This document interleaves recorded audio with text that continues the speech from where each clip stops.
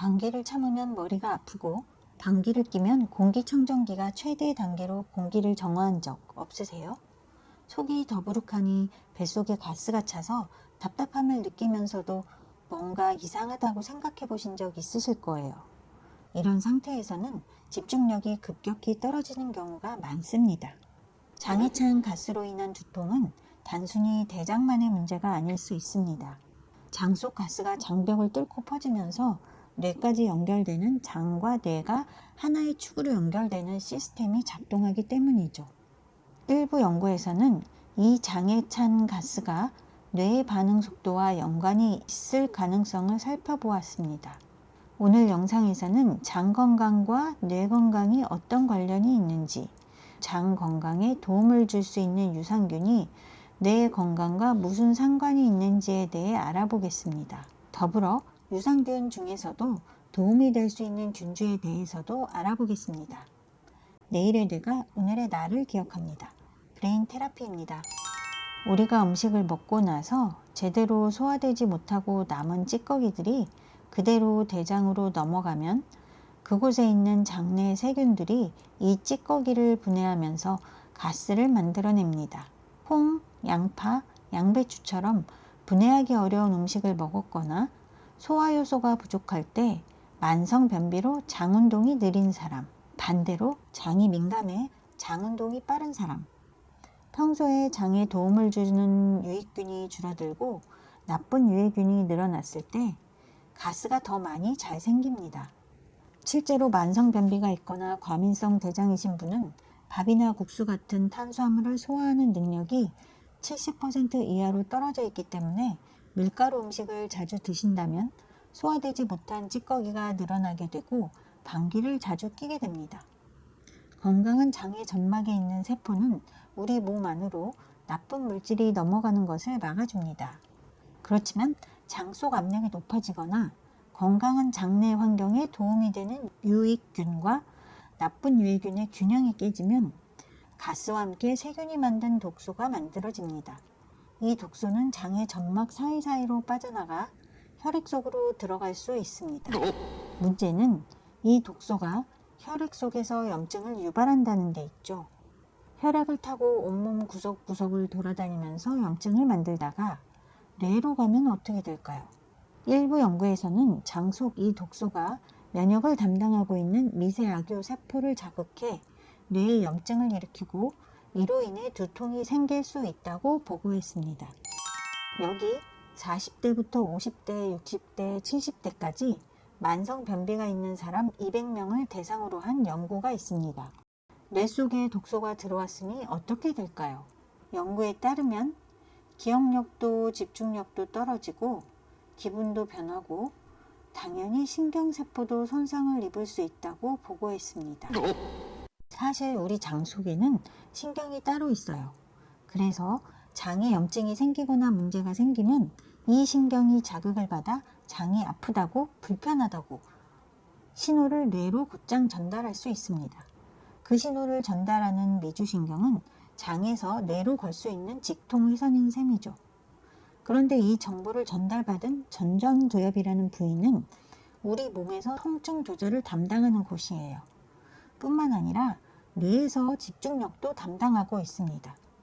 집중력을 오래 유지하고 정보를 빠르게 처리하는 데 사용해야 할 뇌의 에너지가 긴급하게 직통회선으로 올라온 통증을 처리하는 데 쓰이기 때문에 집중력이 떨어질 수 있어요. 일부 fMRI 연구에서는 실제로 장신경총을 자극했더니 뇌로 신호를 전달하는 신경다발인 미주신경을 타고 뇌의 솔리타리 핵이라는 곳으로 들어간 통증 신호가 전전두엽까지 전달되어 인지기능이 떨어지는 모습이 관찰되었습니다.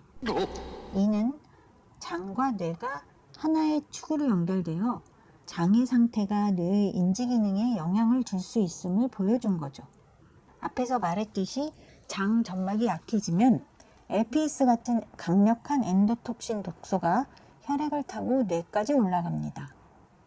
우리 뇌에는 뇌를 보호하는 특수하고 아주 단단한 비비비라는 장벽이 있는데요.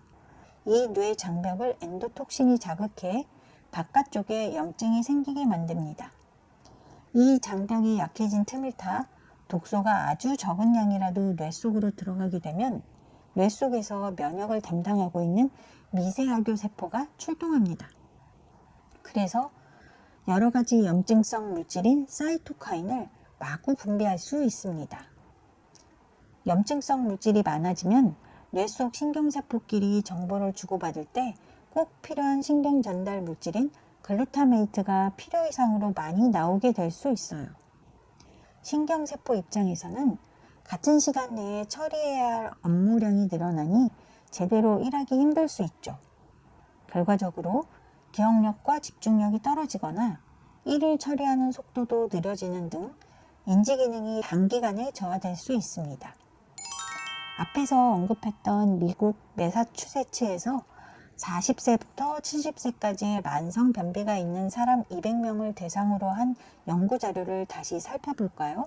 혈액 속에 있는 엔도톡신 LPS 수치를 측정하고 인지 기능을 테스트해 보았습니다. 만성 변비가 있는 사람들은 평균적으로 혈액 속 엔도톡신의 농도가 0.85로 그렇지 않은 무리보다 약 2배 이상 많았습니다. 이 엔도톡신의 농도가 높을수록 테스트를 완료하는데 걸리는 시간이 25%나 더 오래 걸렸습니다.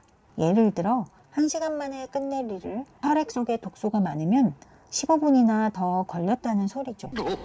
뿐만 아니라 변비가 있는 사람들이 변비가 없는 사람들보다 30% 정도 오류가 더 많았습니다. 그러니까 장이 건강한 사람들이 10문제 중 4개를 틀린다면 변비가 있는 사람들은 그보다 많이 5개에서 6개 틀렸다는 소리입니다. 연구진은 변비가 뇌의 인지 기능을 떨어뜨리는 것을 관찰하는 데 그치지 않았습니다. 연구에 참가했던 변비가 있는 사람들 중 120명을 무작위로 골라 유산균을 먹게 했습니다.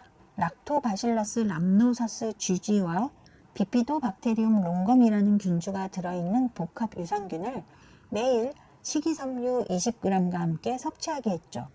유산균을 캡슐 형태나 개별 포장된 가루가 들어간 스틱으로 하루 한 번 아침 식사 30분 전인 공복 상태에서 물과 함께 섭취하도록 지시했습니다.